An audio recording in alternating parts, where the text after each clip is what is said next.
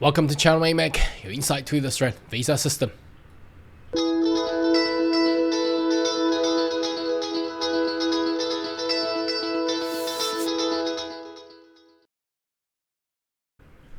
Good day everyone, my name is Carl Young, your online YouTube visa consultant.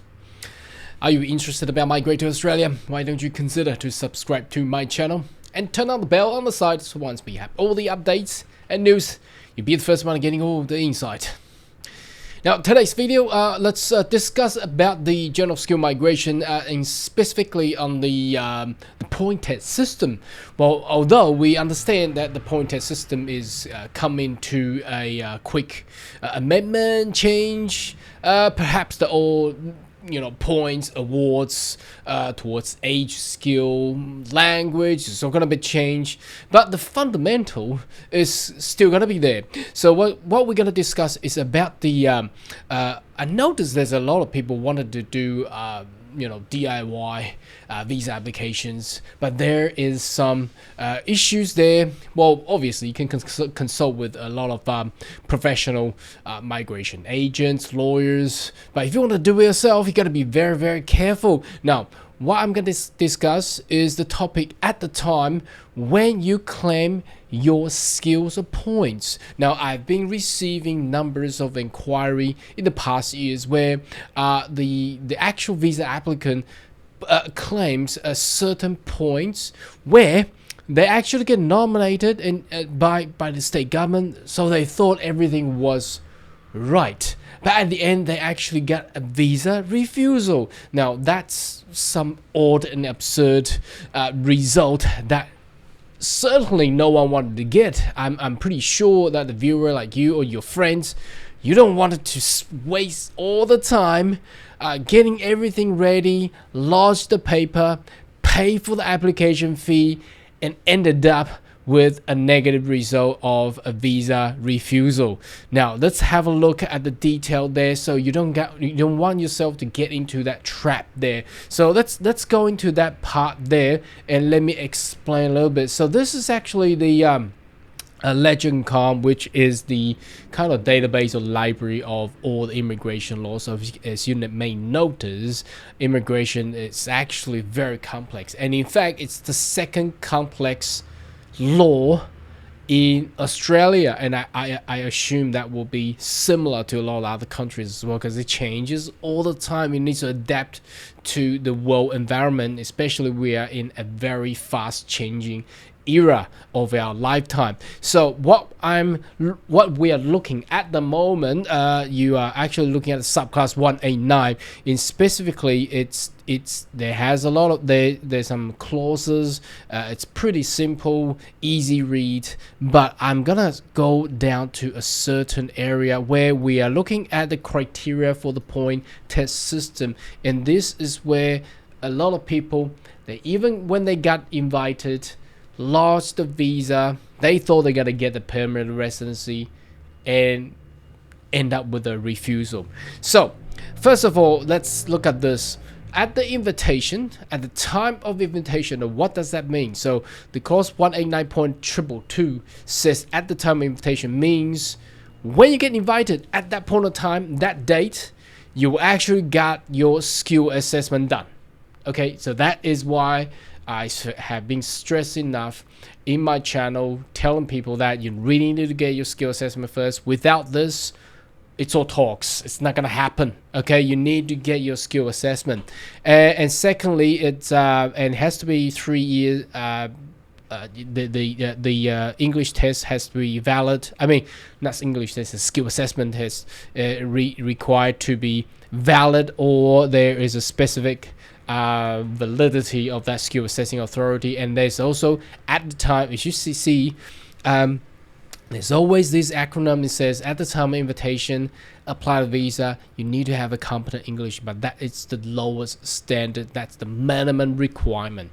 Now, what I'm gonna take you to specifically wanted to tell you is this one at right up there. Now, clause 189.224, there is a similar clause for subclass 190 as well, and also subclass 491. Now, there's not much that when you read it, it doesn't give you anything. But what I'm going to tell you, some trap here.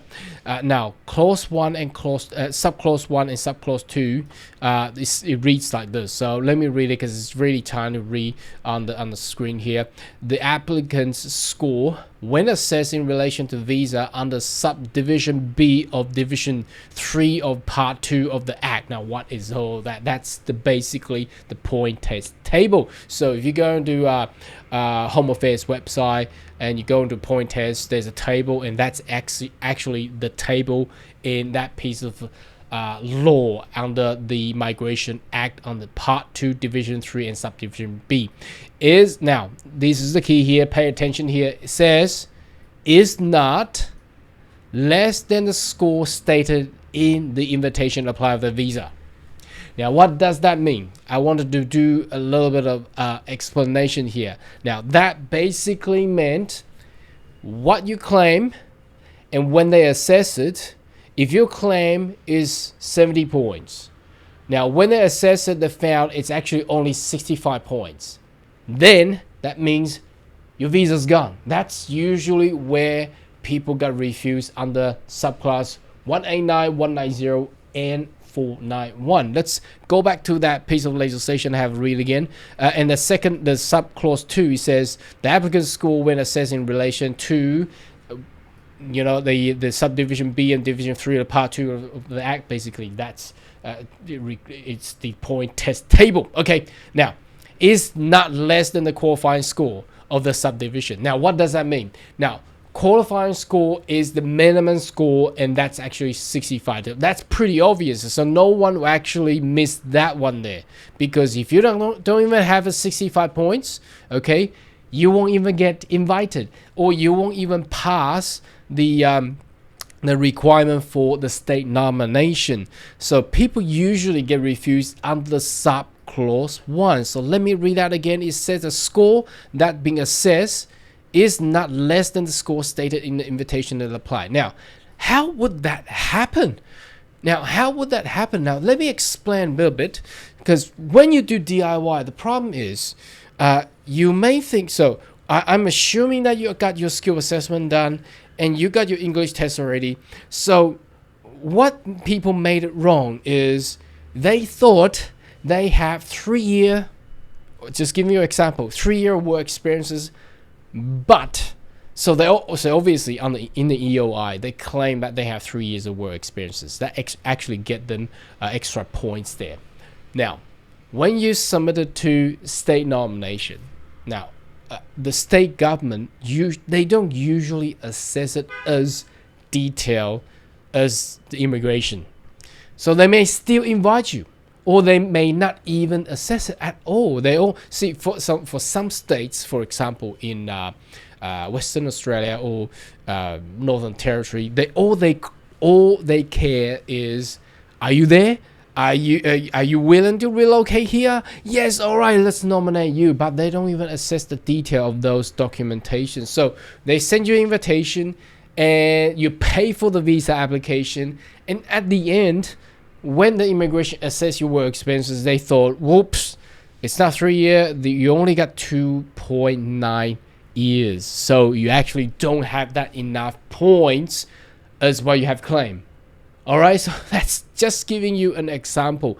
And some people may also thought about this as well.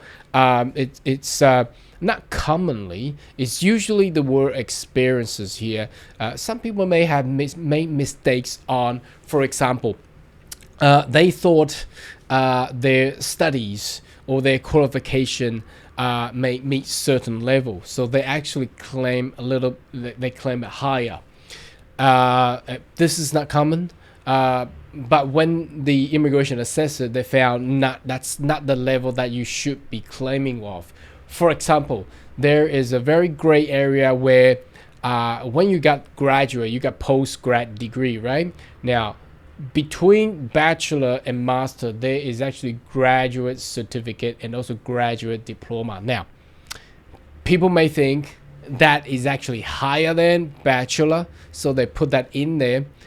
But in the system, if you only put it in graduate certificate and graduate diploma, that may not award you as the same amount as what you actually get for bachelor degree as well.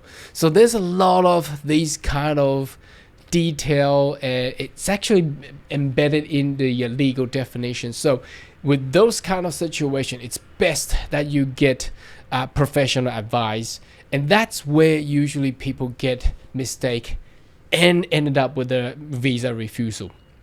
Anyway, should you have more question, query, more than welcome to leave comment right down below, and I see you next video. Goodbye.